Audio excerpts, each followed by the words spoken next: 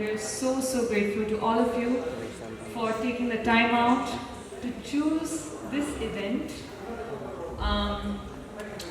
and spend the next 4-5 hours with us. Before I start, I will read out a short, very short quote which I felt resonated with this year's theme, which is literature. Oh. Sorry about that, we don't have our theme on this one. So the theme for this year's literature as bridge between generations. And this year's theme, the quote that I read, that is relevant to me only as of now, which is by Gabrielle Roth. She says, in many shamanic societies, if you come to a medicine person complaining of being disheartened, dispirited, or depressed, they would ask one of these 4 questions. 1. When did you stop dancing? 2. When did you stop being enchanted by stories? 3. When did you stop being comforted by the sweet territory of silence? Funnily, it says, I said 4 questions, but I have just mentioned 4. Anyway, so yeah, I think when we speak about literature, when we speak about storytelling, it has been richly and deeply embedded in our culture. We have been a community, and when I say community, we, I mean many indigenous communities have been narrating, have been telling their stories through their bodies, through the sound, through the rhythm that is present amongst themselves, right? Storytelling before the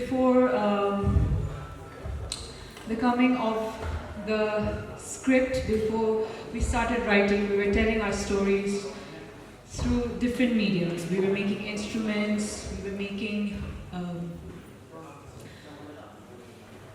sounds from our bodies, in so many ways.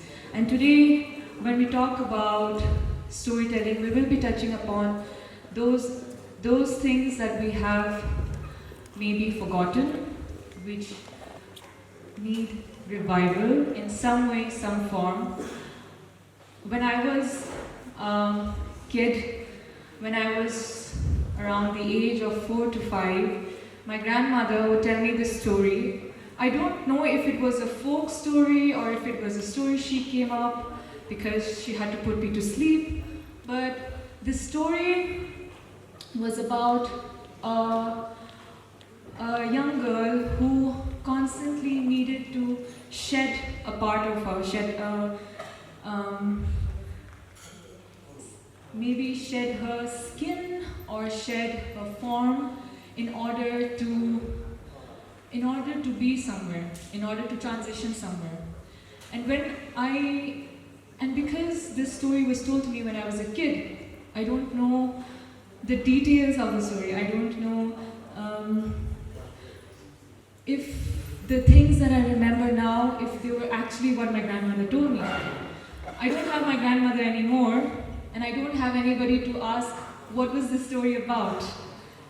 And I think the reason why I'm saying this is because I feel a lot of us today are in such positions where we don't know where do we go to when we look for stories that can connect us to our past, stories that can connect us to our roots, which is why this team has this team of extremely dynamic people, extremely dynamic skill set. I just mentioned the organizers, our event partners like Passe, Prologue, and Ishi. We work with different mediums and spaces, but our focus remains the same, which is to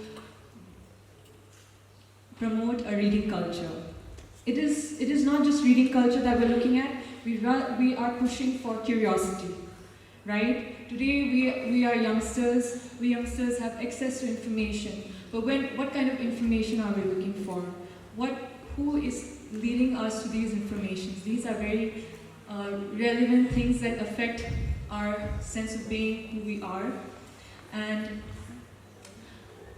the reason why this literature festival was so important for us to host was because we are sensing that disconnect. We want to connect ourselves, we want to connect the youngsters, the elders, the senior citizens, the middle-aged, everybody to interact, to start this conversation. And not only that, we also want to bring in perspectives, which is why we have a wonderful lineup of speakers amongst us. And not only that, I also want to mention that it is not that we have not tried to revive our histories. There have been several attempts in the past where local authors have tried to publish their work. Local authors have made attempt to push their thoughts, their opinions, their stories, but there have been very less readers for reasons, maybe logistical issues, maybe marketing, maybe lack of funds, maybe nobody believes in it, a lot of reasons. But we want to take this festival, this event to drive each and every one of you to believe in it, to look at these works, and maybe give ourselves a chance to tell our stories. We are so grateful to the Manipur Tourism, we're so grateful to Mariwala Health Initiative, RREA, and did I say that? Okay, yeah. All of you for believing in our work, for believing that we have a purpose, believing that this is a small step to bring a change in our communities, in our region, and amongst the people. I would also like to thank and address that our event today will have panel discussions, will have workshops. All of you have been given maybe a pamphlet, or our program is available online. But if you look at it, you will notice that we are constantly trying for a range of diversity and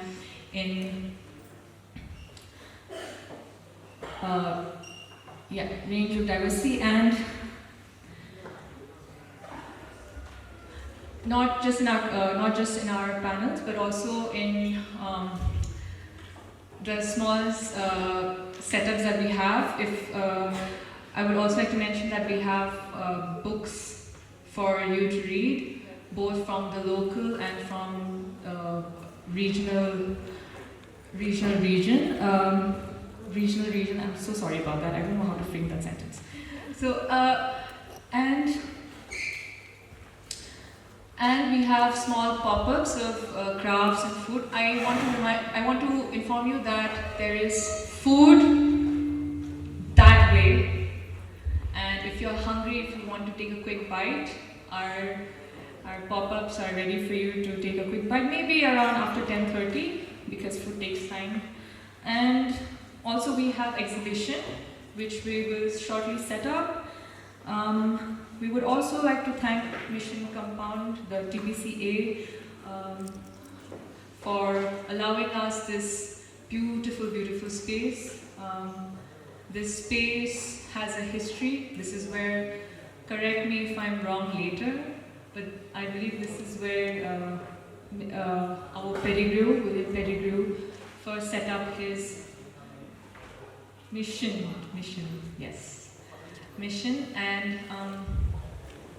it is very relevant to what we are going to do today. If you look at the statue out there, that is Mr.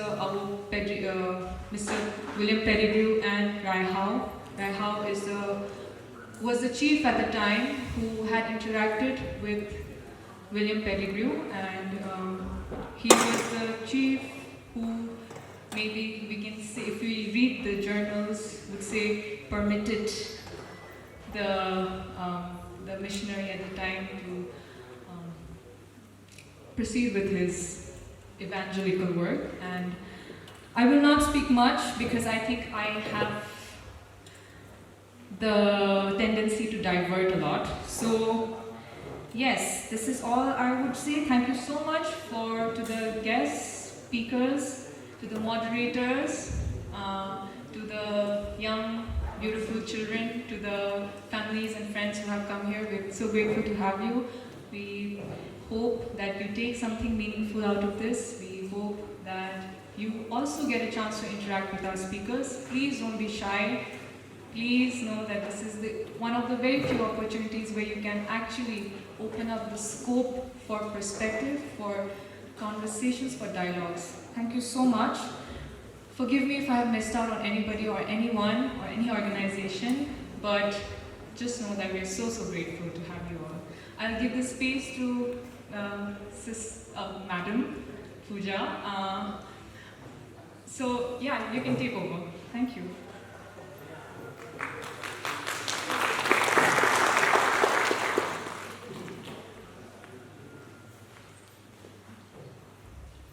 A very good morning to everyone present here, distinguished guests, speakers, to all the wonderful organizers of the first edition of the Shiroi Literature Festival, and all the children, students, parents, well-wishers, literature enthusiasts, everyone who has gathered here today in this wonderful, beautiful space.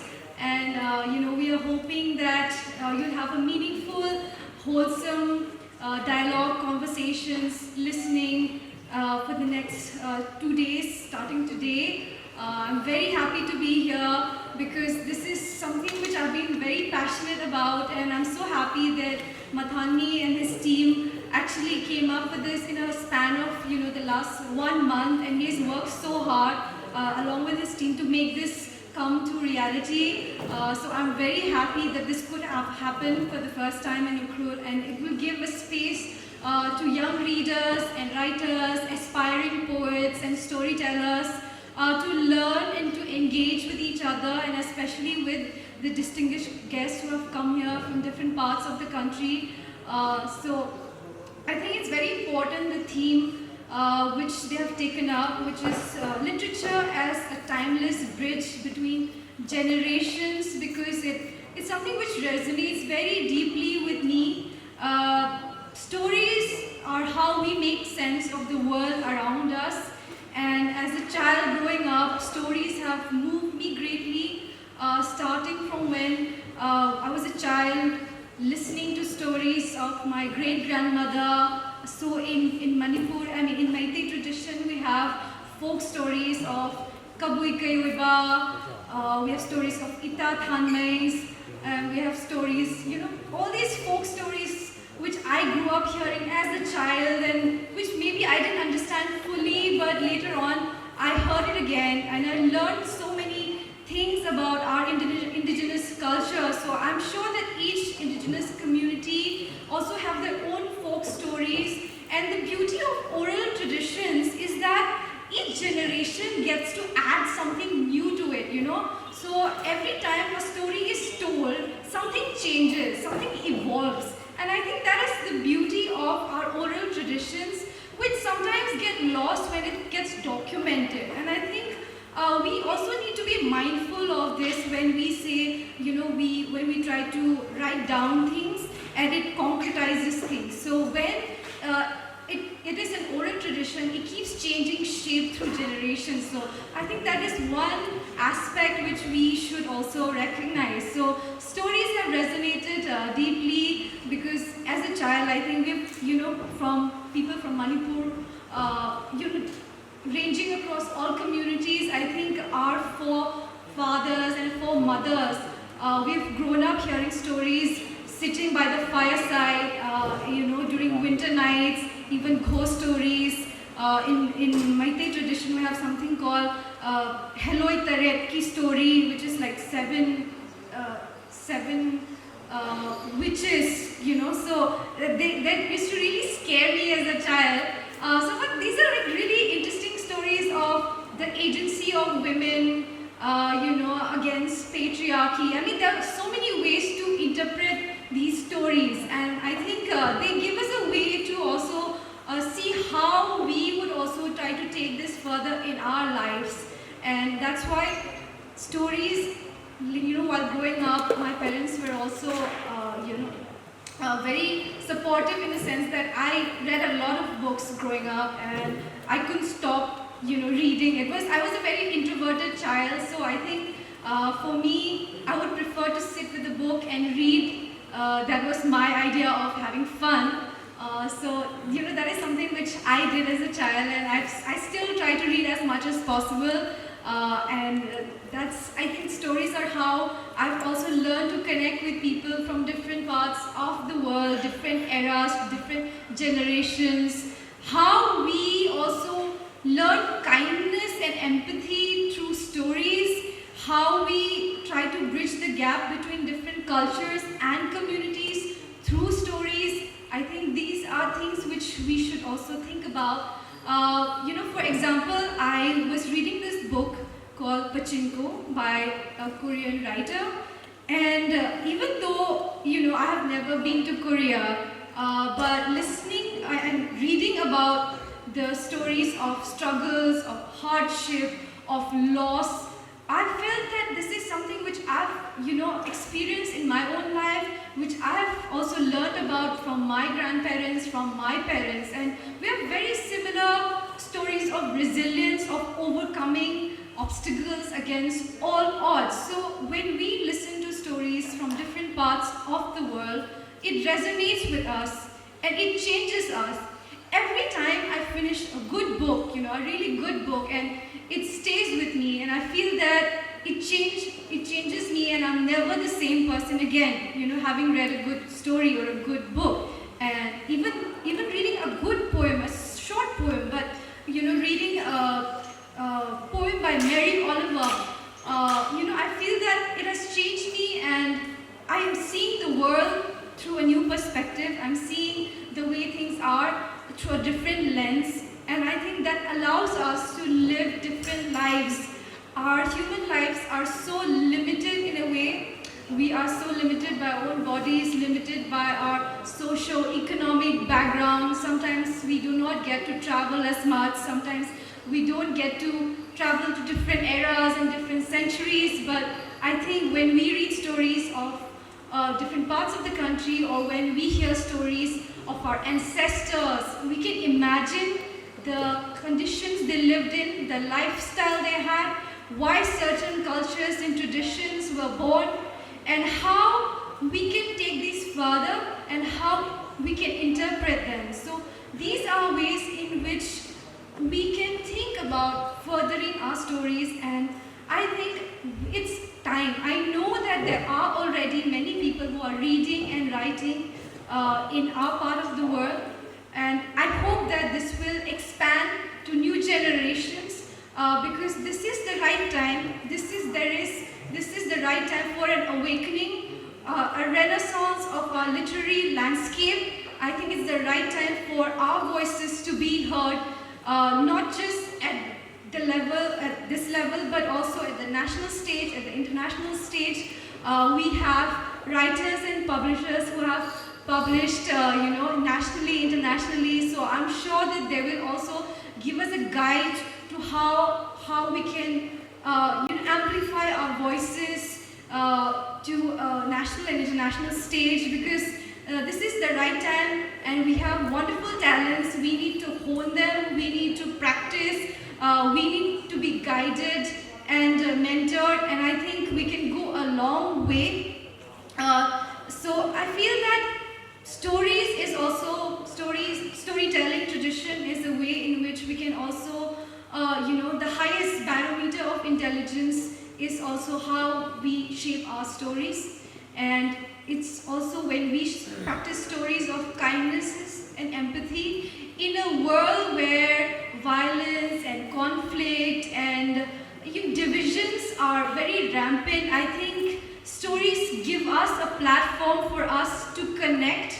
It enables us to bring our human universal values which can bridge across generations and communities, because stories also reflect the universal values of love, of peace, of strength, resilience, and I think these are stories which will unite us and which will help us overcome these conflicts that we see rearing their ugly heads in difficult times. So I hope that stories will bridge us together and give us a bridge to find a way to work through our differences. It will find a way for us to unite and overcome these odds, because I think truly we have so much to offer the world, and I feel that this is the right time to do so. So on this note, I would like to end my speech, and I hope that all of you will take something interesting, fun, meaningful, and I hope that you'll ask a lot of questions to our distinguished speakers here. They're all wonderful, they're all well known, and they're all so humble, and I'm sure that they'll be more than happy to answer and attempt to answer your questions. So have a wonderful 2-day session, everyone, and I hope that this will give you the right awakening and the right spirit and the right inspiration to start your own journey of reading and writing. Thank you very much.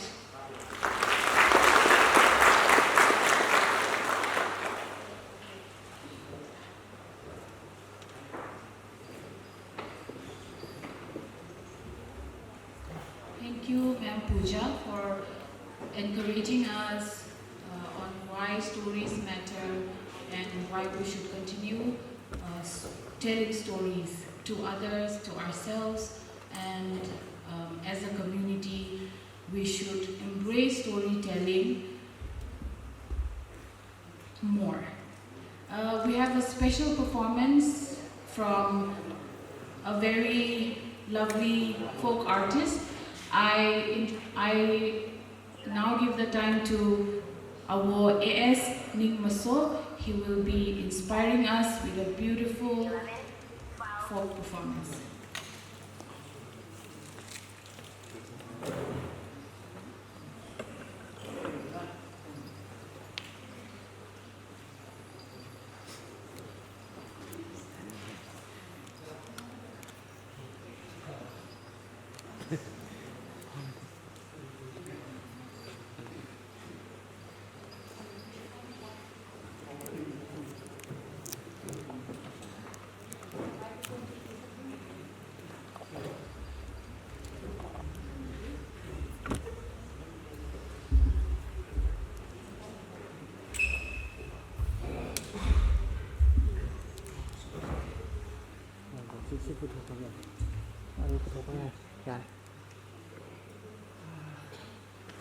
이거 당분간 그사도 식시 뒤면 그래투라 그렇다고 미사일이야.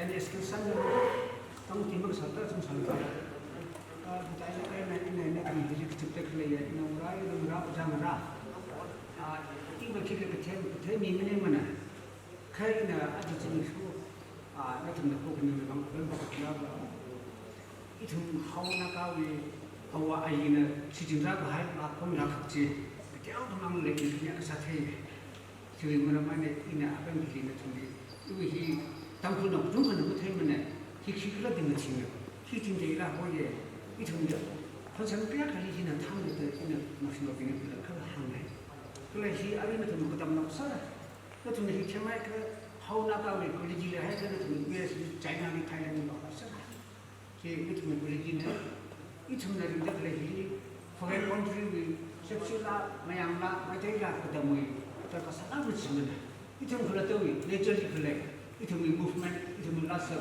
itu survive, itu apa nak kerja. Masa kerana ni US mereka doktor kisah ni sepsi dah boleh. Nana itu ni mijin itu nana itu ni lecturer ni dah pelih. Bible issue ni, lala issue ni, itu memang kita pasal macam macam apa. Sepsi ni kepoji nak nak kita kisah ni. Karena itu nana bukan ni macam nana nak macam apa. 너무 나가고 내니까 들려도 나가고 생각까지 사는 건데 나나 어차피 생기나 하울라지 나시나 그러면서 하자 뭐 사람을 다 했겠습니다. 다그네가 하고 나가면은 너버리 주지는 옆에 세치네. 지금 다 쌓고 찌르고 그래. 아 이tum에 빌리로스 노빌로스 자판 말레이 소비 하우사링 바이르 파이널리 디저트 바이 너위라 사고로 너 유위라 사고로 되나 라면 팀 잡고 디저트 소리 지금 거기 있는 거 같아. 나는 그좀 그런 것 때문에 우리 빨리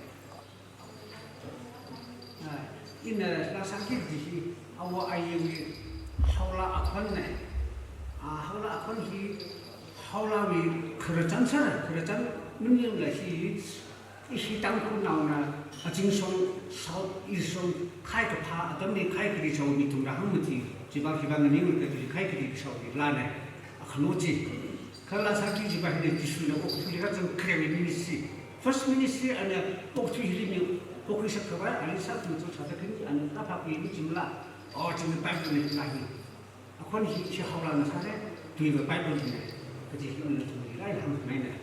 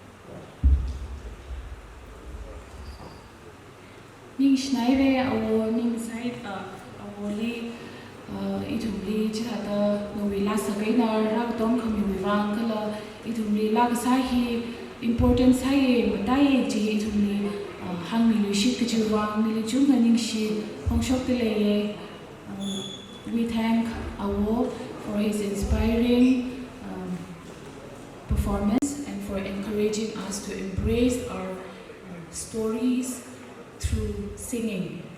We now go to the next, our first session, that is decolonization in our writing. We are very grateful to have Mr. Monlumo Kikon in our midst. He is not a stranger to our community, and it is lovely to have you here for our first literature festival. Moderating the session will be Mashun Khangra. Mashun Khangra is a well-known youth leader in this town. He's a very dedicated, we jokingly tell him, you're a very dedicated youth, Christian youth, as the meme goes. Yeah.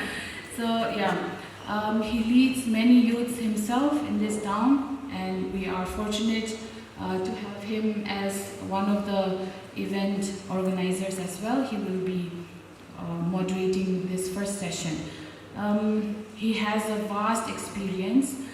He has experience in communicating design, publishing, education, social sector, and he is currently the proprietor of Pasay Books and Studio in Ukrut, which is a bookshop, as well as library, as well as co-working and event space. I now give you guys the time.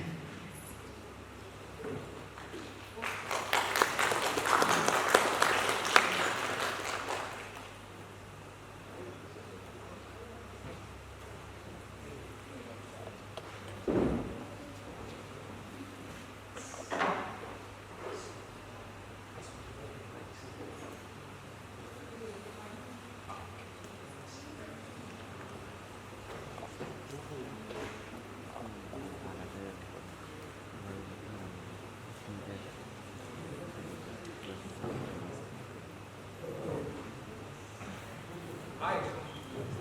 Good morning. Am I audible? Am I audible now? All right. Good morning. Okay, we have a wonderful word in Tamil, which is Hallelu, which is to say, here I am for you, right? Here I stand for you. So, Hallelu. Okay, a little louder, please. Hallelu. All right. Feel free to use this whenever you meet new people, and try to mean it when you say it. So, to begin with, I think we'll dive straight into the lead up to the session. So, you have a very close connection to the Tamils. Can you elaborate a little bit more on that before I get into it? So, I want to start by thanking the Shivali Festival organizers for inviting me. Such a privilege and honor. In 2001, for another historical context, there was a conflict in Manipur. It continues. I came to Ukrul for a survey with a friend of mine, and we decided that since we've come here, and a lot of Tamil friends tell us that Shivali Peak is the highest peak, difficult to climb, and both of us were in university, and we took up the challenge. We said, okay, if it's difficult to climb, let's try that. So it was difficult, but we did manage to climb up. In the process, there was a spirit there. I don't know how to pronounce it well. The spirit's name was Palava. Yeah, so both of us got caught by the spirit, and both of us ended up wearing Tamil ribbon. So that's where the connection begins. But after that, there's been many visits, of course, family and all that. But yeah, the connection began there, and that's where my journey of coming here started. Thank you. Yes. So, he is going to be a constant in future productions and future events, and we're really hopeful that you'll continue to be with us. As long as I'm invited. Of course. So you've got a background in literature. You also have a background in the student movement and human rights. So that also brings a whole perspective into the way you approach your work. So can you tell us a little bit more about, as a student, because we have a lot of students amongst us, can you tell us a little bit more about your thought process, as a student? What led you to focus on literature, and how that has shaped you as a leader today, as a spokesperson, as in whatever capacity you're serving professionally as well? That's a very, a question which requires a long time to answer, which would require me to really narrate the entire journey. But I'll just try to be very short. As a student, I actually did my 11-12 in science, and my father expected me to do engineering. But I had this love for writing and literature, and I had this argument, and I was the eldest son, so I argued with my father. I said, if you send me to do engineering, then I will join the Naga movement. So he took me to Delhi, left me in Nagaland House dormitory, and said, you get your admission done and come, gave me money and left for home. So that's how I got myself admitted in college and started literature because I wanted to be a novelist. And like any aspiring writer, my only ticket to writing was reading. So I read voraciously, and it was an escape for me into the world of imagination. And I think when you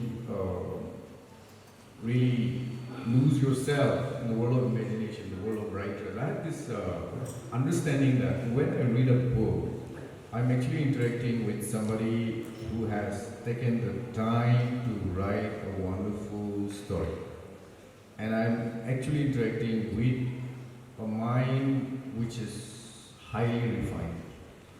Because, today we talk about the quantity in literacy rate. I was somebody who looked at the quality. If I am educated, if I have a degree, what is the output? And what is my focus? So in any writer's life, you would see that reading is essential. Reading is primary. Without reading, there is no writing. And my favorite novelist then was William Faulkner, who said that if you want to write, start writing. And that took me on to a journey of writing short stories for magazines, just any outlet that would publish my stories. And it was, I would say, very naive approach to a career, or in search of a career, but I was irritatingly single-minded towards achieving what I started out for. I wanted to be a writer, so I wanted to end up as a writer. So after my master's, actually, I joined the publishing firm as well. For a year I was working, and then I decided that I had this understanding that anyone who reads a book is sensitive to the knowledge that he or she is interacting with, and that knowledge should inform your mind, your decisions, your understanding of the world. So I think one of the reasons why I, went astray from writing to activism and civil and political rights, because I felt that what I was reading was giving me the energy and also the inspiration to do something for my people. I had this very funny understanding that there are so many people in this world, billions, but I was sent to my place because I was destined to be born there and to do something for my people. So that was a very naive, innocent understanding, and I actually took ownership of it. And so that's where my journey into politics began. I started going and working for my people, because I realized that the most difficult people who would, or the most difficult place where you will be accepted is your own place. So that's where I say that that's my challenge. So that's how the journey began, from aspiration to an activism which was led by, like it's like a revelation. It's like a huge revelation for me, which led me to activism. I mean, like you said, for me, like my journey is again very different from yours. But like you said, the desire to read, especially when you're removed from home, the desire to connect with people, like books just open a whole different world to wherever you are, right? So that said, again, when you mentioned the naivete of having that burden of doing something for the community, for the place you're from, I suppose that sense is still there at some level, right? I mean, it's there with everybody. When you work for any venture, when you contribute towards the positive energy of any community, society, or state, I think it's there in you. And I think it's on us to cultivate it, as individuals and as a community as well. So that said, coming to the books that you've written, you started with the Village Empire, or were the pen poems the first one? I started with the penny poems. I started reading. In fact, I've been writing for a long time, but I didn't want to publish because I had this weird idea again. When we were growing up, Indian writing in English was booming. We grew up reading R.K. Narayan, but when Indian writing in English boomed, I started reading Vikram Seth's Suitable Boy, then Arundhati Roy came, and a lot of Indian writing in English was being recognized globally, like Amitav Ghosh. And those days, I don't know whether you remember English Authors by Upamanyu Chatterjee. We used to read all the output there because those days they were very less, there was no social media, and at best we could go to hoopnalim.com, and that was the only engagement with the internet. But our source of, let us say entertainment was reading books, and we grew up in a generation where we saw them making it big globally, not just as a writer, but even as an Indian writer in English, getting paid royalty in crores. It was unheard of. And when Arundhati Roy won the Booker Prize, it was something else. Before that, of course, we had Salman Rushdie, but that was another story. Anyway, it led me to think that for me, coming from a corner in the northeastern part of India, to have my voice reach out to the mainstream was very important. They were friends in my class who were like, art for art's sake, we have to focus on the aesthetic output, and we don't care whether we are published by Penguin or any other publishers or by mainstream publishers. We want to write because we love writing. But I had this political sense because I did my undergraduation in Delhi, and identity was a very important thing for me because it reflected in every aspect of my interaction with everybody, from the auto wala to the university professors. So it was necessary that I understand what is privileged by a society where we are looked at from the prism of reservation. So a lot of that influenced me. So I decided if I ever write and publish, I want to publish internationally. I want to publish at the international level. Because that's where people will give your work the attention. And it's a little crude in a way, but I was young, so I don't blame my younger self for thinking like that. But I actually wanted to publish somewhere, in the UK or US where I'll get a hefty royalty and my book would be famous before it's even printed, and there was only one reason. By reading our stories, the people outside of northeastern region in India will be able to connect with us at a human level. And given our experience, because all of you are like post-ceasefire kids, most of you are.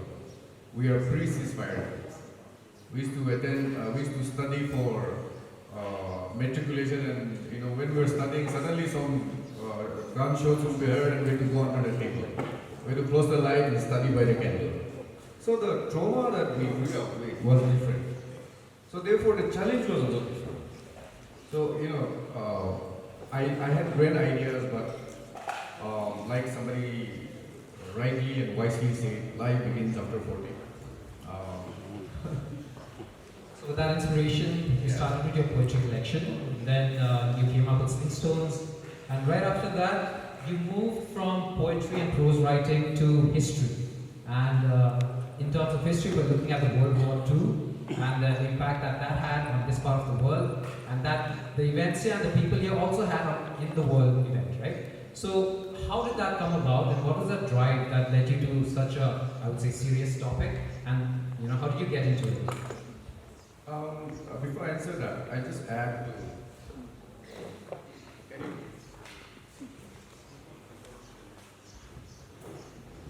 I feel like I'm not being good enough.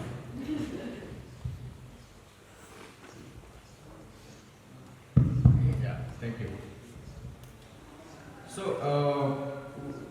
most of us write poems when we don't publish, and we start writing and those who want to write, start writing when you're young, in school. And in school, you would not write about identity, you would write about your infatuations, about your, the person you love, or it's like a romantic poem that you write. And then later on, at best in college, you write about nature. The funny thing is, I actually published my first book of poems, not because I wanted to publish. I published it locally because of two reasons. One, I felt that it would encourage the mushrooming local publishing sector that was coming up. So I wanted to publish with a local firm. Second, it was personal because I lost my wife and I didn't know how to handle the grief that came with it. I wouldn't say I know even now, but every morning I would get up and write, about the conversations that I had with my wife when she was alive. And it was not really a book of poems, but it was an expression of grief. But I wanted to keep writing till it is ready to be printed as a book. And I wanted to publish it because I wanted to keep it so that when my daughters grow up, they'll read it and they will remember their mother who did not live to see them grow. So it was twofold in a way. And that's how I got into the path of publishing my next two book of poems. And the Village Empire came about because I was just randomly, when I go to church sometimes, I'm guilty of really getting bored with the sermon. Zoning out. Yeah. And sometimes, instead of just sleeping, you do something on your phone. So the second book of poems came about because of that. So to answer your question, if you're not in a hurry. So I from the second book of poems to Sling Stones, which is my third book of poems, I decided that I'll publish outside. So I approached Rupa and published my third book of poems, Sling Stones. And it is not about love. It is not necessarily about nature. It was about my identity as an Naga. I get asked a lot of times when I go outside, so what is a Naga? Who is a Naga? And I was like, well, isn't there a book which can tell somebody, instead of me explaining every time I meet someone? And, it's very tiring. So isn't there a book which can tell somebody what a Naga is or who a Naga is? So I looked into various periods of Naga history, both pre-colonial, colonial, and post-colonial. And I picked up certain events or certain themes, or even about our food culture, which would explain to a stranger what Naga is, what a Naga is, what a Naga culture is like. So I wrote the third book of poems with that in mind. So it was like an offering to somebody who was asking me that question about my identity. That if you read this book of poems, you will understand a bit about my culture, what food I eat, when did we become Christians, and how it impacted us. How was how did the Naga movement impacted our thinking? A lot of it has been addressed in the third book of poems. Yeah, I think just the everyday instances that we feel are so unimportant, it kind of shapes our realities. So for our budding writers here, I think it would be crucial for you to keep writing, try to put those things down, and I'm sure a lot of people will connect with what you have to say. Now, coming to the meat of our conversation, we have about 20 more minutes of our talk, and we'll have the last 10 to 15 minutes for an open call from the audience. So, to all of our attendees, I would say, if you have questions to ask, please keep it in mind, and we'll quickly try to go through your questions as well. So, going to the meat of the matter, we talk about what's in a name, right? And the title of your book is Majesty's Headhunters. Now, that's a very unique way of titling a book, and not a lot of people associate headhunters with the Royal British Empire. But somehow that happened in this corner of the world. So coming up with this title and also looking at how you've given importance to the etymology of words, the origin of the different words that have come up, the words that we use even today, like Kohima, right? How did the name Kohima come about? That was the scene of the battle. But how did that name come about? Was that how the locals named it? Who named it, right? When we come to, let's say, the Tampul community, how did the name Tampuls even come about? Right? So we have a lot of words that we've inherited from our colonial past, and that is where our conversation is going to lead into now, decolonizing all of that, and where do we stand today? Right? So what's in the name? Yeah, that's a very good question. I started with Shakespeare's quote anyway, what's in a name? Rose by any other name would smell the same. So the problem with colonization is that it has left us with a lot of questions, and I felt that it's my duty to actually address some of it. I would not be your everyday historian who talk about chronological order of events that took place. I want to look at themes and issues which impacts us till today, but had its origin in the colonial period. And if you look at all the PhD scholars from the Naga community, especially those who are doing political science and history, their PhD thesis will be on the Naga political history. And they'll write from 1929 Sangwan Commission onwards till the present day. So I feel that we've had enough of that. I would like to look at the Naga history from a different perspective, especially not sequential, but I look at things that we take for granted today and the actual history behind it. For instance, people think that the word Angami, is today taken for granted to denote a tribe in Kohima district. Whereas originally there was no word called Angami. And a lot of Angami scholars have actually written that there are two origins. One, when the British first came, and also the other aspect of my attempt to, in this book is to ensure that we don't use academic jargons to talk about our past. So I want to ensure that the book relates to every lay reader, so that we'll be able to understand our past without having to break our heads. And that challenge was difficult. So, when the British first came, they usually, before they meet any community or any place, go to any place, they usually ask those people they meet first, who are those people? As simple as that. So the first people they met before the Angamis were the Zilians. And they asked the Zilians, who are these people? So the Zilians, because of their historical rivalry with the Angamis and because the Angami warriors used to come and steal their granaries and take away their apple-bodied men and women as slaves, they said these people are called Hangamai. Hangamai means robber or thief. You know, there is a small tribe called the Rengma Nagas. If you ask somebody, a Rengma today, what is the meaning of the word Rengma, they would not know. Even they themselves would not know. The younger generation would not know. Only the older generation knows. So when I ask the older generation, what's the meaning of the word Rengma that you call yourself with today? Then they say, Rengma actually, when the Britishers came and asked them, they didn't ask them who you are. They asked, what do you call a ghost in your language? And they said, Reme. Reme means ghost in Rengma language.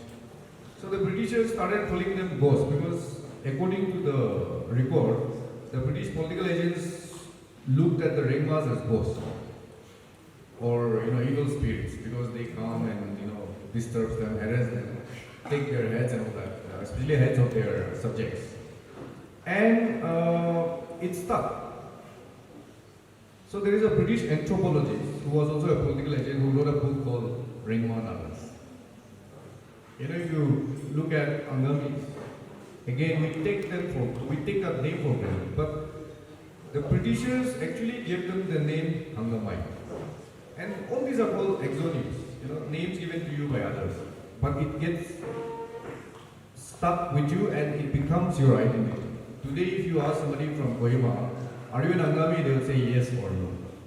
So there is no question of whether the word Angami is actually the right name for themselves. Today, and these are issues that we address daily, but I wanted to take you to a conversation. We have conversations like, I was telling my friend yesterday as well, in post-independent India, we have the Constitution of India. Under the Constitution, you have a category called Scheduled Tribe. And it's a category which is actually meant for, according to my friend, non-caste Hindus, or people who are categorized as scheduled tribe are given certain privileges under that reservation. And it's a policy, reservation policy, mainly based on affirmative action policy. So, if you look at the Pumai tribe today, within the Constitution of India, they are the only Naga tribe who said we are Pumai, and they were able to go and change that from Mao to Pumai in the Constitution of India after campaign. But today, for instance, I'm a Lotha. In the Constitution of India, I'm a Lotha Naga. But actually, we don't call ourselves Lotha. Lotha is not indigenous to it's not an endonym, it's not an indigenous to our people. We call ourselves Kyo. The Semas don't call themselves Sema, they call themselves Sumi. But in the Constitution of India, you are already categorized as scheduled tribe. And in order to avail the privilege of that policy, you have to write Sema Naga, Angami Naga, Only Pumais have the privilege of writing now Pumai Naga because they were writing as Mao. They were under the category of Mao. So, you see, we take these things for granted, but it has, because it's enshrined in the Constitution, it has operative implications which we ignore. But if you trace the history, there was no word called Angami. There are three versions of how they came to be called Angami. One is the Zilian version, which means Hangamai, thief, robber. The other is the Meitei version. Apparently, because the first expedition of the British in the Naga Hills started from Imphal to Kohima, and the Maharaja Gambhir Singh was also part of that. The Britishers asked the Meiteis, who are these people? And the Britishers were told that they are Angami people. And they didn't say actually the Angami people, these people on the hills. They said Ngami people. And Ngami, I think in Meitei land means people living across the river or something. I'm not very clear, but there was a Ngami scholar who wrote that. So the Britishers, obviously, number one, they're very bad at pronouncing our names. So they, change Angamai to Angami. Ngami, because they could not pronounce Ngami, they put A and call them Angami. But when it comes to Kohima, so there is no, the Kohima village today is a name they accept. They have come to accept and they use daily. But actually, if you trace the origin, there is no word called Kohima. It was actually, and they had three Kels. The different Kels called themselves differently. Either Kewi Ra, Kewi Ma, based on one flower called Kewi. And it was in abundance available there. So the Britishers, again, they asked, what is this place called? And they were told this is Kewi Ra or Kewi something, Kewi Ma. And since they could not pronounce as usual, they called it Kohima. But we have another version, like we have the migration theory. The Lothas came, like all the Nagas. We came to Makel, then to Kezakeno, and from Kezakeno we came to Kohima before migrating to our present location called Woka.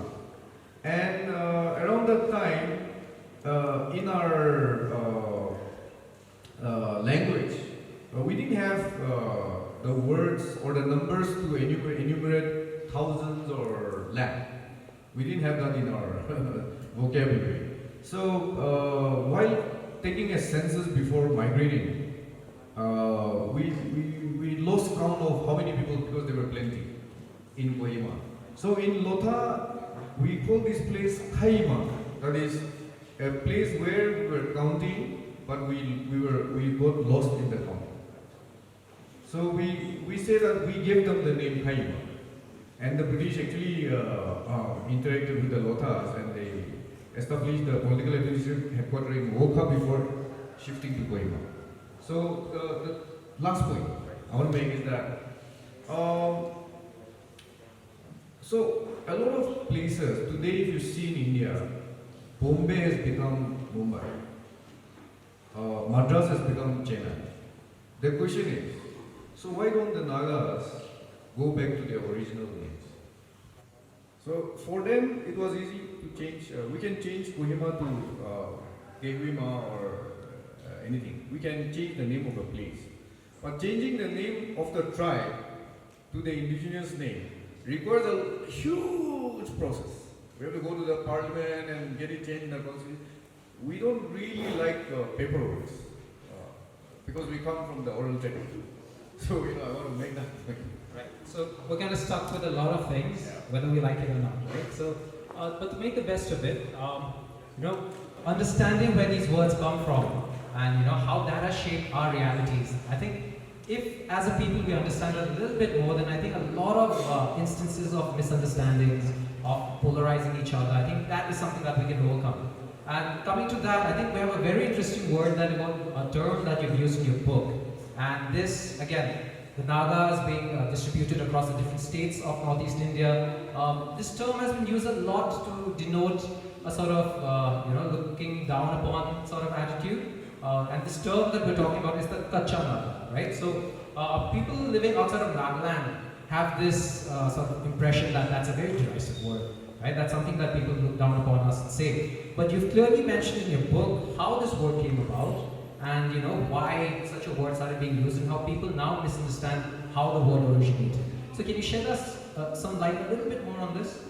I'll just put that in context because when we were in Delhi University and there where we met a lot of Nagas from other states as well, Manipur, Arunachal, and a lot of interactions happened.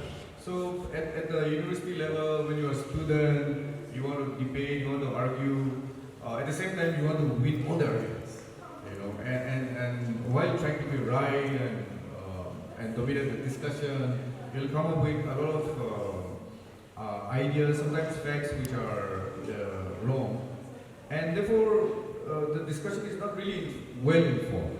And I was looking at all the prejudices and the biases that we carry, and two actually terms which were coined by two Naga intellectuals actually impacted me a lot. One is tribal narcissism.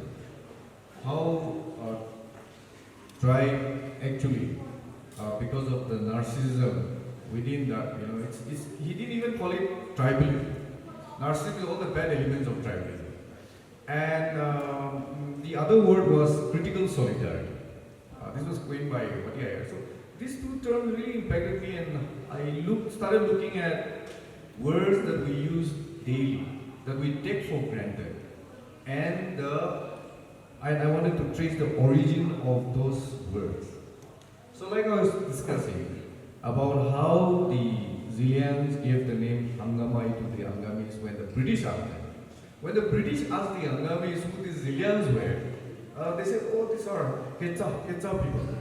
Quechua in Angami means forest.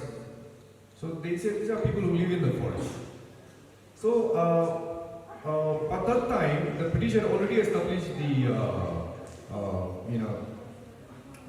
their headquarters in Assam. So they were already familiar with Assamese. And in Assamese, since they could not again pronounce Quechua, they said, oh, Kacha Nagas. Because in Assamese there is a term called Kacha.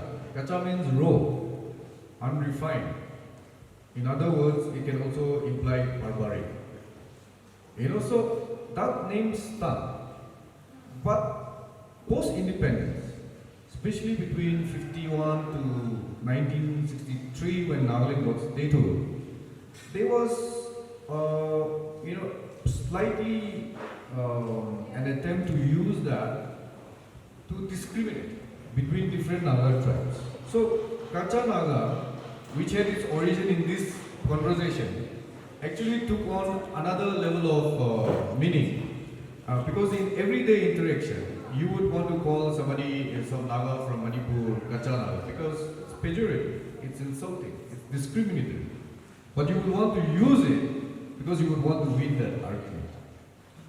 And it became the dominant discourse in our everyday conversation. So my attempt at decolonization is also to look at all these terms which separate, divide, rather than unite, and expose it. So when you ask me how you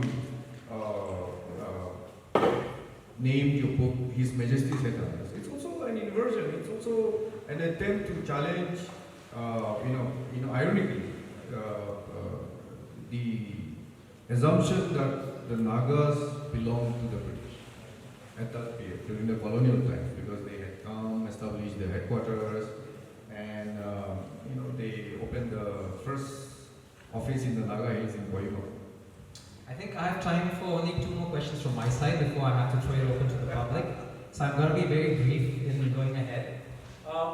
Throughout our conversation and in your book, you've mentioned that context setting is very important, right? So even the way you've broken up your chapters, you've got the first part, which talks about the situation, about how people are living back then, a lot of historical tidbits, terms, and how they came about. All of that is in the first part.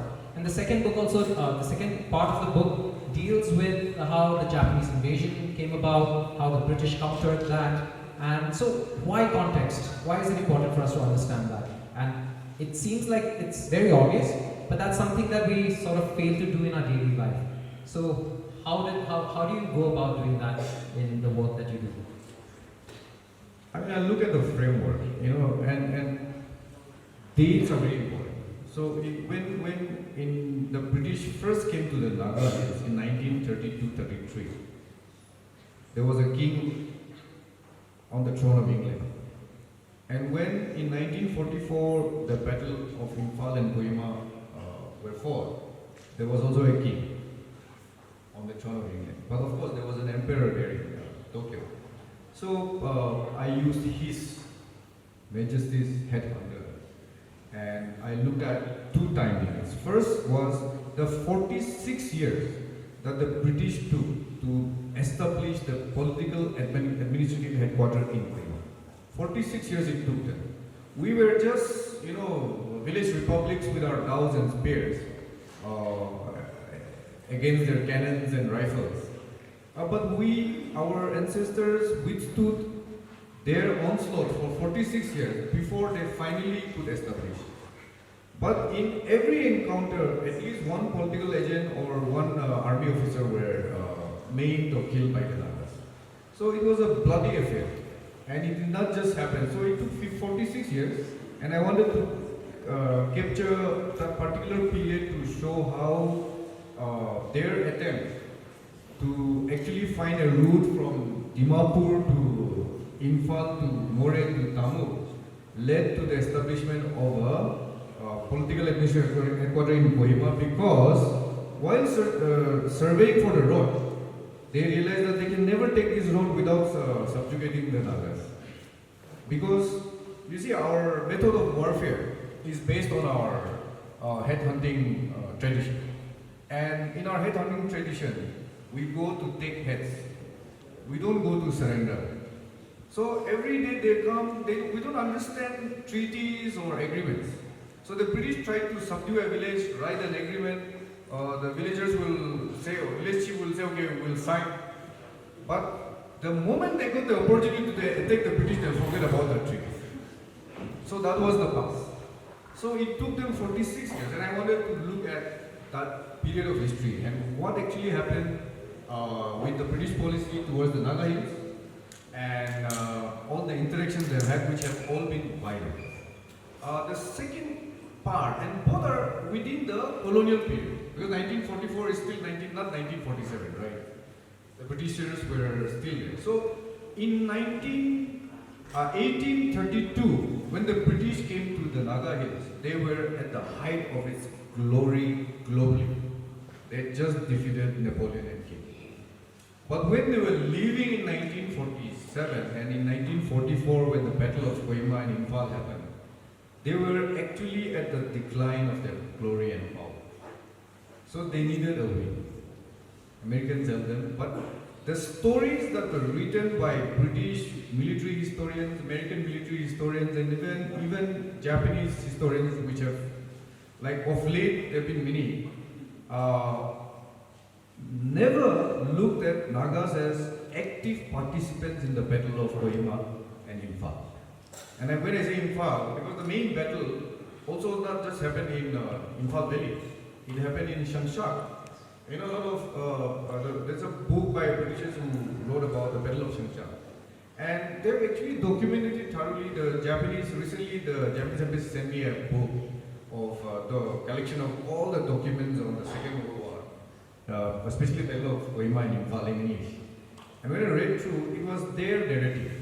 But I was looking at many aspects of it which they ignored. Like, we were the porters, we were the intelligence agents, we were the guides, and many of our people also joined the Assam regiment that time to actually fight the battle against the Japanese forces. So, since our voices, our story, our participations were not heard, I wanted to write, because it was very critical. If the Nagas had not supported the Allied forces, my contention is, and some Britishers and some military historians in India tell me that you are going a little, stretching it a little bit far, but I would like to believe that without the Nagas, they would not have won the Second World War.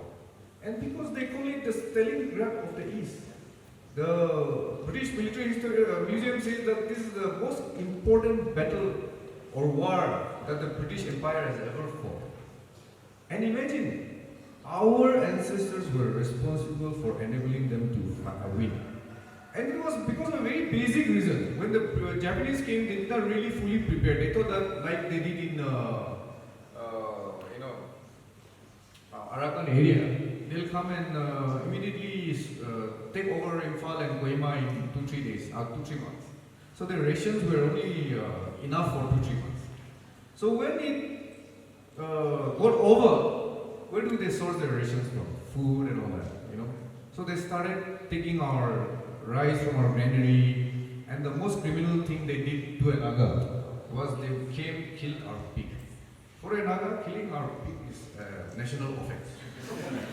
You cannot come to my house and kill my pig, which the Japanese did.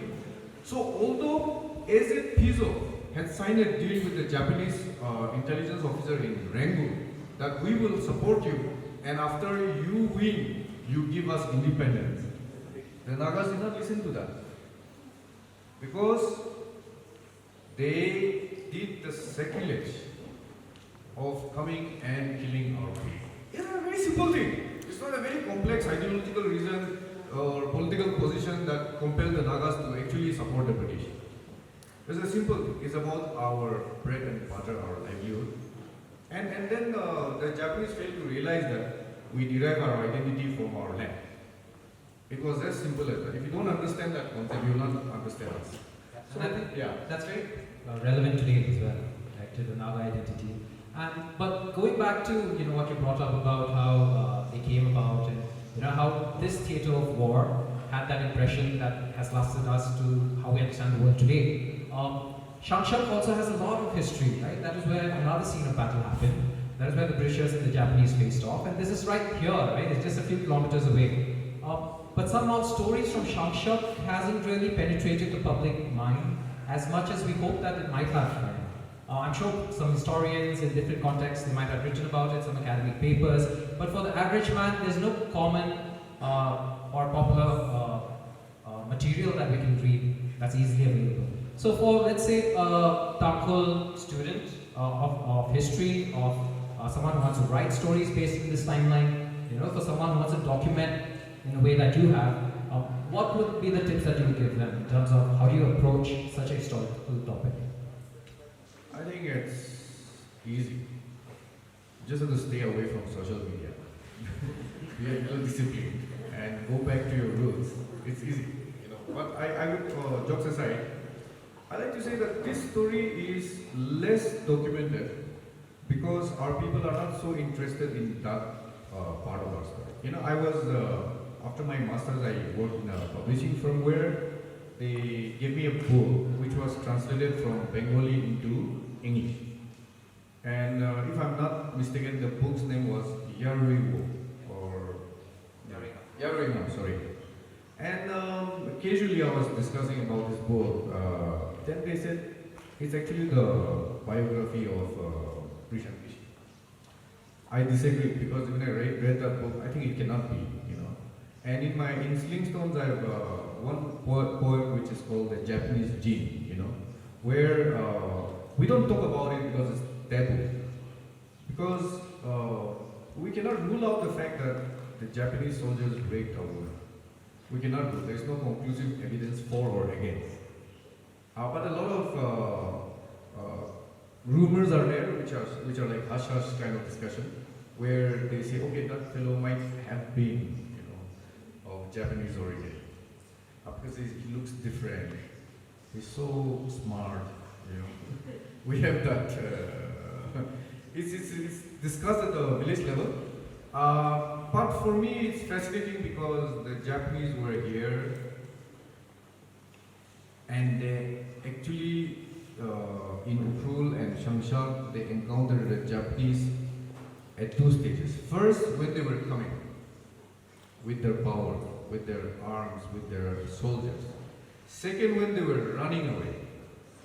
Because General Sato defied General Mutaguchi and the Japanese Imperial Army, and he's the first Japanese Imperial Army general to defy the emperor in the war. And he said, we are going back because we will not be part of this foolish battle. And so on the way back, actually a lot of Japanese soldiers who came here were given shelter by the Tangkhuls. And some of them recovered, some of them died. But today, if you look at the Japanese government, there is a society which is looking at the dead bodies or the remains of the Japanese soldiers in all the Naga hills. It's impossible, even in Imphal. It's impossible to get it because it must have decomposed over the years. It's so many years back, 1944. But you see, it also connects us to the Naga way of life. In our culture, if a great man dies, it is believed that he has to be buried in his village. Because his spirit, which lies in the head, because of our head hunting practice, the spirit of a Naga person lies in the head. That's why we have to take the head. That was the belief.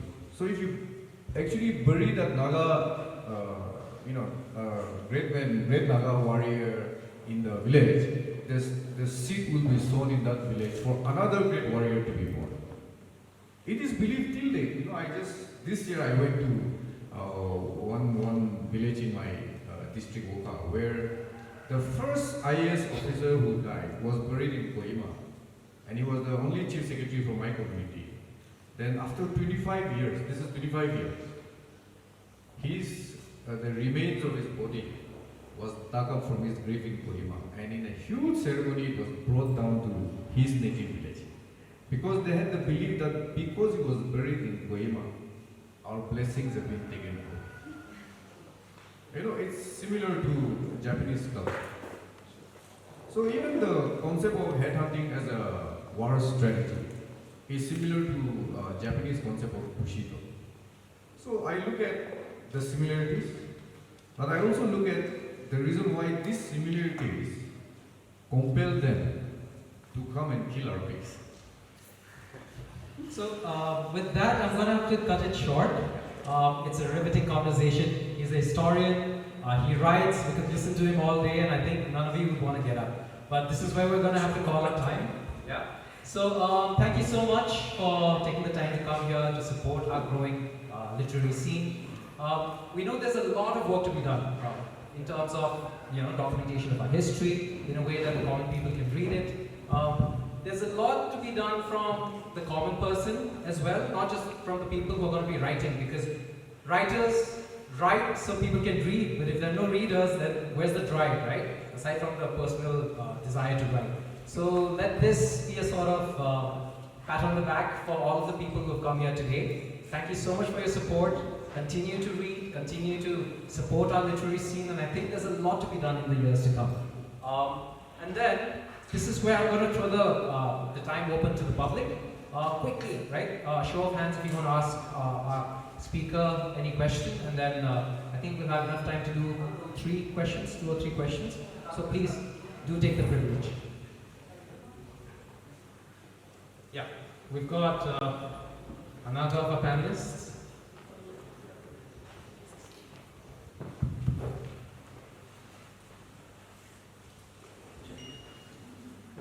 There's a saying that from the lived experience as well, but it's very difficult to ask questions to politicians who read right. So at the risk of that, I wanted to kind of reflect in the context about reading your work and also listening to you. What are these epistemic values? The epistemic values of decolonization from the Naga gaze. And also to look in the context of how do we locate, say for instance, indigenizations or Nagarizations in the context of decolonization. Thank you so much. Very good question from a professor. I'll not pretend to really answer your question, but I want to start by one story. When I was writing this book, I met a lot of people who'd like to tell their experiences. And there was a bureaucrat who had retired. But when he was in service, I was holding the portfolio where he was my director. And that time we fought a lot. Because he's, according to Naga culture, he's older than me. Actually, he's my father's friend. But in the government, I was his boss. You see, and then the problem with me was I was too, steeped in my cultural practices and norms that I had to really show my respect to him. And when he comes, the normal thing is that directors will come, and when I go to the office, they will give me, the best chair to sit. Pooja may be experiencing that, but. With him, it was the other way around. I had to do all that because I considered him as an uncle. And then one day I went to his house. I said, "Uncle, I'll come to your house. We'll have dinner." And in the course of our conversation, he told me the story of his father. He said, "I never met my father. My father was killed when I was in my mother's womb." I said, "Who is your father?" He said, "My father was the first Naga general of the Naga army." I said, "Oh really? What is his name?" He said, "His name is General Yambamuk." So, today I said, oh, I know. There is an NSCN IM brigade called Yambamu Brigade. Is it because of your father? I said, yes. Of course, his father was in the NSC. So I said, tell me a little bit of your father. He said, my father joined Assam Regiment in 1942 or 3 and was trained in Shillong. Those days, there was no Naga Hills, no Nagaland, no Manipur. In the sense that there was no states. It was governed by the commissioner in Assam. So in anticipation of the war with the Japanese Imperial Army, they started mobilizing the locals. So the Khasis, Garos, Nagas, Kukis, everyone was there in the Assam region, according to historical records. I'm not just saying on the top of my head, but he joined the Assam regiment, and then immediately after training, he was put to service in the war against the Japanese. And I said, that's fascinating. He said, my father was a warrior. So I said, I can see that in you. So anyway, it was very argumentative. And he told me that one morning, around 4 o'clock, Kohima village was ransacked by the Japanese army. And they were actually celebrating in what is at the present day local ground in Kohima. If you know Kohima terrain, you would know. Local ground is the middle. So they were celebrating that because of their victory against the first onslaught against the British. And because they were drunk, he took advantage, and without telling any of his officers, early morning, 4 o'clock, it seems he got up with his dao and started slaughtering the Japanese who were still asleep because they were sloshed with liquor. And he killed about 78 or 87. They lost count. They were not very sure. Single-handedly. And according to him, it was because of my father that the British won the Battle of Kohima. If I refute that, I'm refuting a truth which is ultimate for that individual. To him, and according to his perspective, it was his father's role. So in my book, I write about that general. British actually gave him a lot of awards. His name was mentioned in the footnote in the Times in London as well. And after that, he resigned from the Assam regiment after India got independence, and he joined PISO. So PISO, because of his exploits and because he was trained in the Indian, Assam regiment, he was made the general of the Naga army there. So the story goes.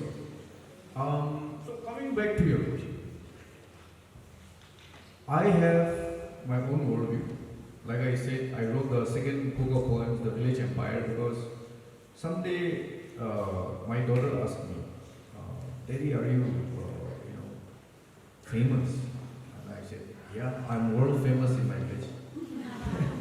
My village is small, right? But I'm world famous. Everybody knows me in my village. Like I know everybody in my village.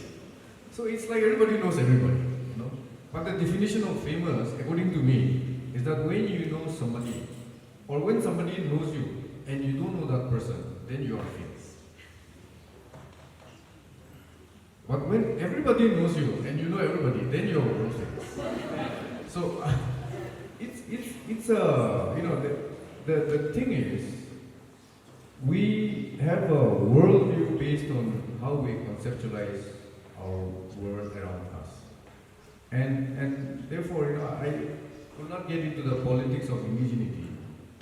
The problem with identity, and I'm sure because as a professor, you must have read Benedict Anderson's Imagine Communities 100 times. Imagine communities in the context of political mobilization based on ethnicity and identity is something we see played out every day in our life. And I think in our lifetime we will not have a solution to that. Perhaps there is no solution. So, today we talk of coexistence. in my book, I try to look at all the colonial perceptions which have been thrust down to us and which has been institutionalized in the Constitution of India, where we are forced to accept and live by those. So already a system of framework has been created for us to abide. So how do you actually challenge all that? Therein lies my principal quest. So he was asking me the question, and I was thinking, yeah, if anybody has to write a story about the Japanese invasion and its impact in Ukhrul, in Changsha, it has to be someone from here, because I believe in my culture there is a saying, I belong to the Kikon clan.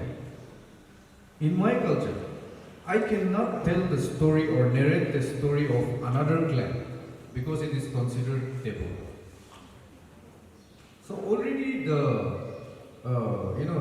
way our historical narratives are shaped is embedded in our cultural practice, and the indigeneity it actually grows from all that. So the second part of your question, I would like to relate it that way by answering him as well. Yeah. Sorry, I'm talking a lot.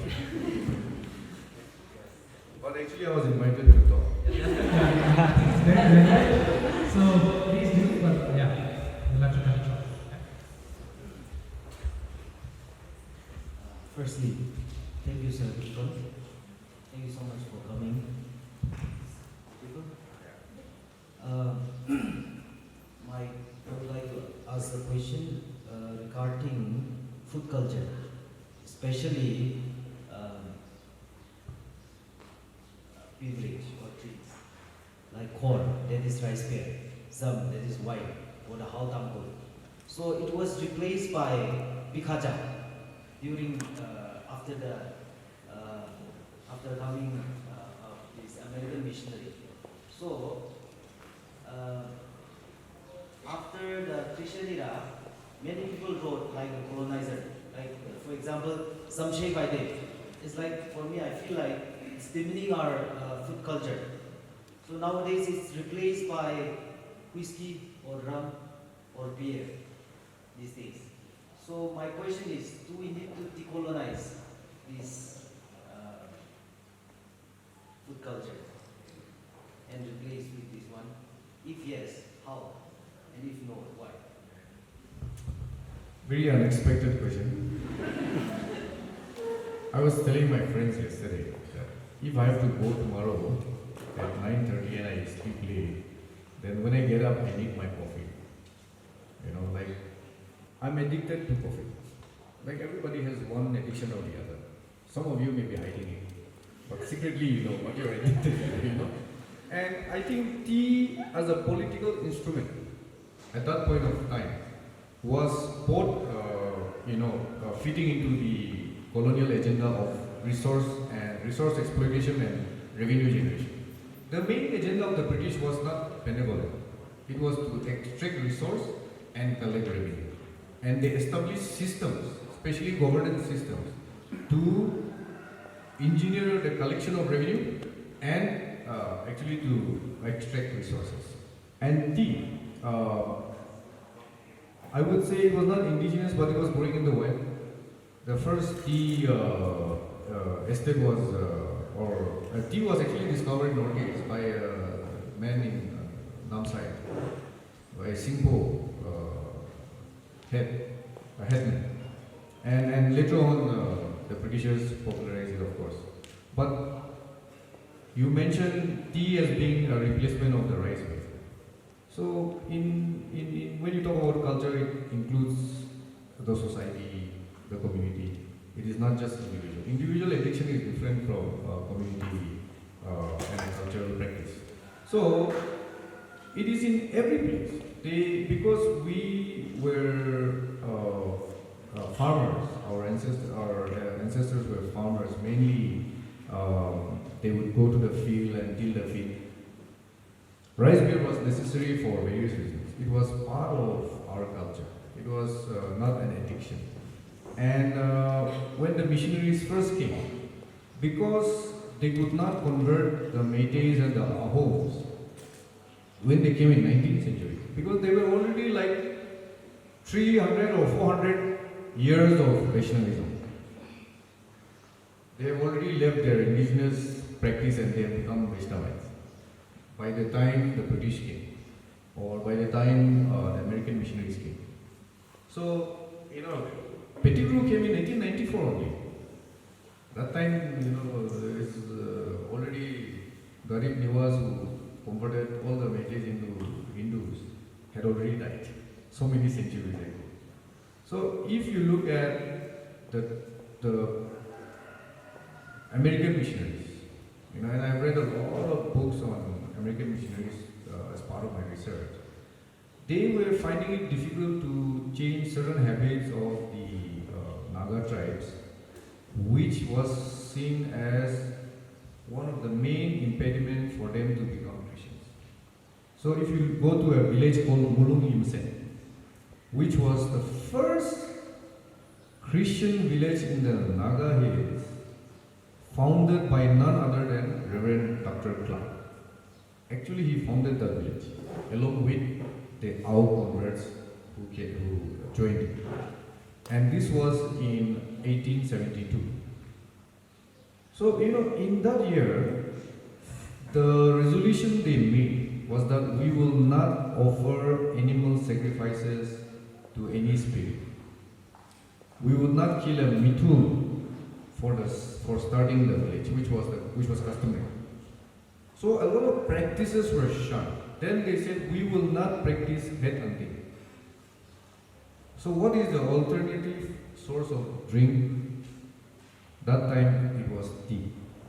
So every missionary who were trained by the American missionaries used the same technique.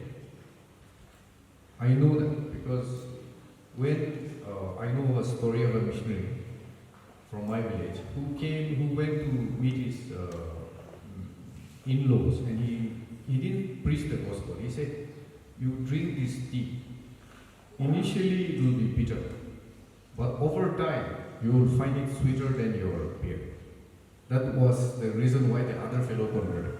It's as simple as that. But tea as a political instrument was used by the Britishers for revenue generation, and because they were having some problems in China. The second thing is, because it is under their administration that American missionaries thrived, especially because they wanted to ensure that schools which they wanted to open were run by the missionaries. So they had dual agendas in that. I would say that today, when you mention whiskey, drinks, today there are so many options. Those days we didn't have any option. Today I would rather drink coffee than tea.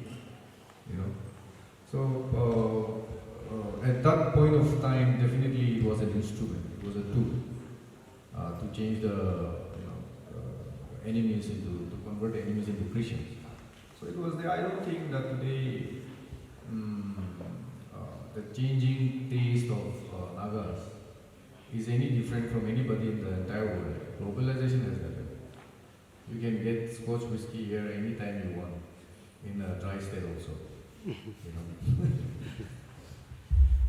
So, okay, so we've come to the end of this first session, but right before we close, we have a lot of young people here, students. If amongst them, if you have a question you want to ask in this platform, I would like to give the time to you. If not, for all of our attendees, we've got the whole day. Feel free to catch our speaker in the course of the event, talk to him. We've got a table of his book, the latest book that he's come up with, His Majesty's Headhunters, The Siege of Kohima, that shaped world history, published by Penguin. You can have it from the book, from the table over there, right at the back of the hall. It's provided by our wonderful partners in Imphal, the bookstore Ukio. And we're so grateful for them to make their presence. Thank you, Martin, for bringing your team. So please feel free to get the books. Feel free to get it signed from Sir, and then you can use this time. So any questions from our young friends here? Yeah. Anyone else? Okay, we've got two at the back, right? So if you can quickly take the question, Yes, right? Yeah. Please go ahead. So we'll start with this and just one at the back, okay? It's a short question. So, according to my experience, while we were Take the mic.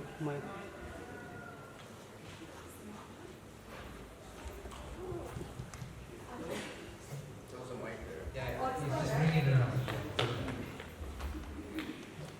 I think it's there.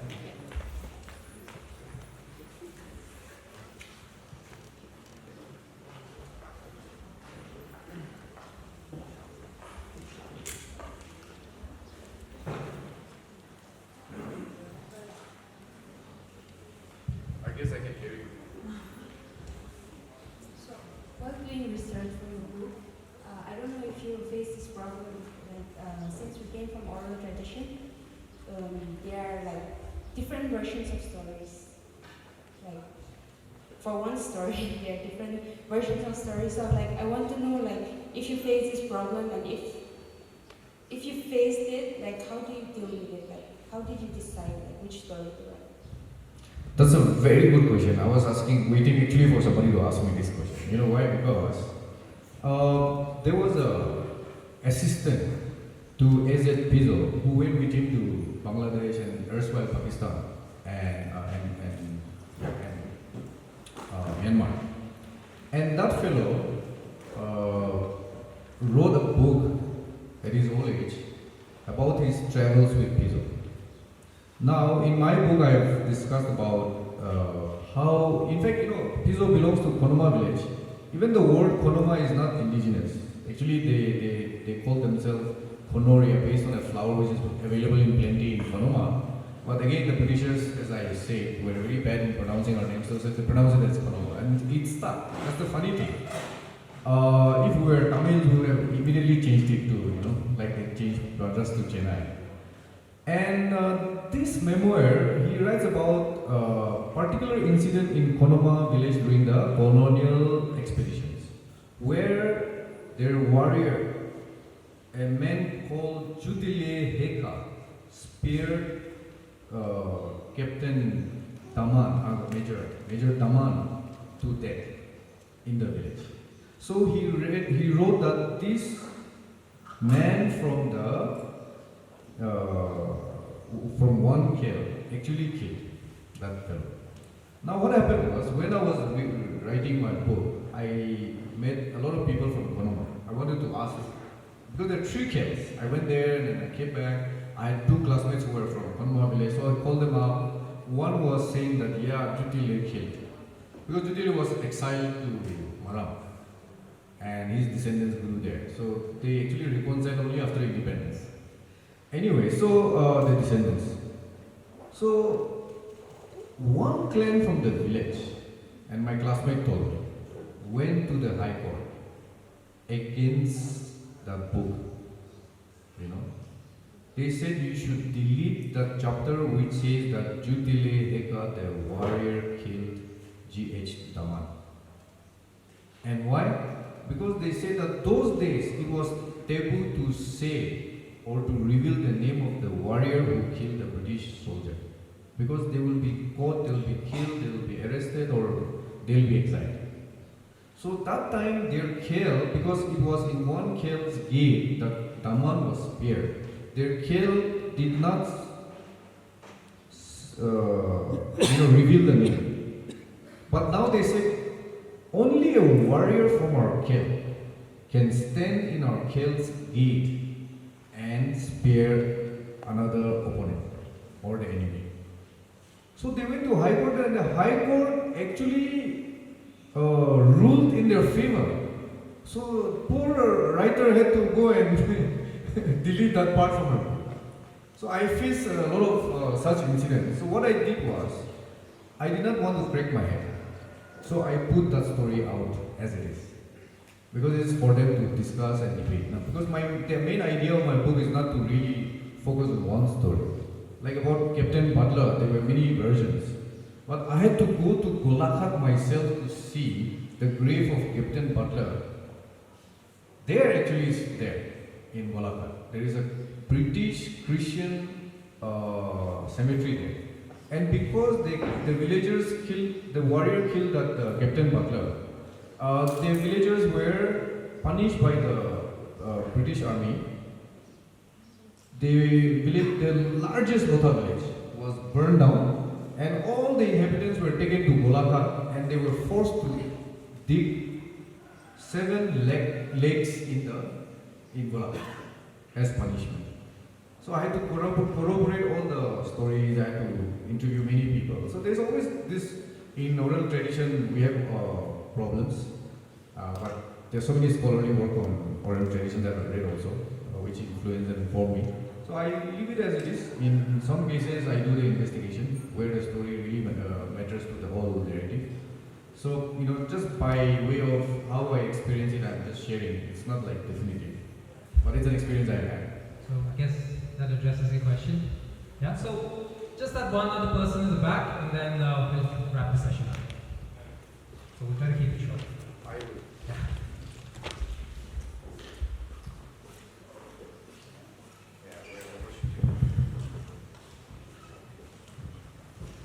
Sir, I have a question here. The title of one of your books is Majesty's Headhunters, feels both ironic and deliberate, and you refrain headhunting from being labeled savage to something cultural and meaningful. Was this re-narration part of your goal in decolonizing Naga history? And do you think headhunting can be remembered without clashing with modern values? Shall I repeat? No, I got your question. Actually, that's a wonderful question because, again, the answer was very long. That's why. So, actually, you're right. The first part about why I call it His Majesty's Headhunters, I actually touched upon it in my earlier response. But to answer to your second question, the thing is, today if you look at the Indian Army, the Naga Territorial Army has a battalion called the Headhunters. Because if you remember, there was this, in Kargil War, there was this Naga Angami guy who went to Kargil. Instead of using his guns, finally he took out his kukri, which is like a dao. It's instinctive, and he cut off the Pakistani's head. So he got the second highest gallantry award. And I was thinking that, yeah, maybe the practice may have died, but I think the instincts are in our DNA, In one literary festival, one moderator asked me, before we start the conversation, please clarify whether you guys still take hats. I'm like, sorry, we don't hunt hats anymore. Yeah, it's if you read my book, you get a sense of how I try to, look at words that the British political officers who also doubled up as ethnographers, anthropologists, actually used to, describe the Nagas. I'll give you just very, very juicy description of our ancestors. They say, somebody wrote, a famous anthropologist called Hemmendorf wrote that the naked Nagas, We are no longer naked, right? And we were not naked then as well.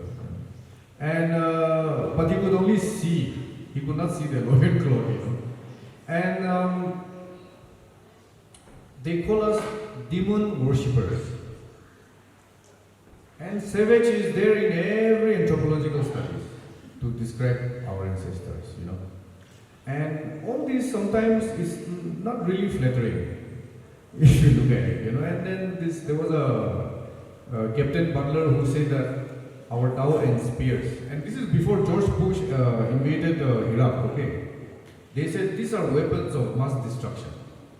As if their mortars and their rifles were not weapons of mass destruction. They called our Taus and spears weapons of mass destruction. Because we are very adept at using that against them. So, if you look at the practice of headhunting itself, which is so intrinsic to our culture, has not been properly described by the British political agents or anthropologists. So, in my work, I try to look at how we actually understood headhunting. What was it like, in our daily practice? In fact, there is one story, since we are in Ukrul, I'll talk about the Tangkuls. There's one story where the British political agent writes that there is one village among the Tangkuls who actually, when you die, you cut the head of your slave and bury the head along with the master. Because the belief is that since the spirit is in the head, when you go to the afterlife, the slave will be serving you in the afterlife as well. You know, a lot of those are seen as, shocking, and those are, they want to sensationalize all those stories. But as, in our culture, there are certain stories which are not told by them. So I wanted to narrate that. I will not get into the debate of whether headhunting is morally right in today's context or not. It's really an outdated debate. But I would like to look at how they define, how it stuck with us. Because you see, if the BBC wants to do a story about the Nagas, they will come and do a same story, even today. The last headhunters, the tattooed headhunters. So we have been described like that. Here we are like dressing in the latest Korean influenced fashion. And when we go there, the Britishers are looking at us, oh, the tattooed headhunters are. We need to really challenge that. And it's something which happens in our everyday life, but we need to really challenge all those dominant discourse and narratives that people or the others use to look at us. And that's the challenge. Yeah, so I think that addresses that last question. Thank you so much everyone for your patience. I think we've all had a very knowledgeable and very riveting session. So thank you, sir, for that. We hope you enjoyed the stay, the festival, and the people. Thank you so much, everyone. We'll move on to the next session after a short break. Thank you.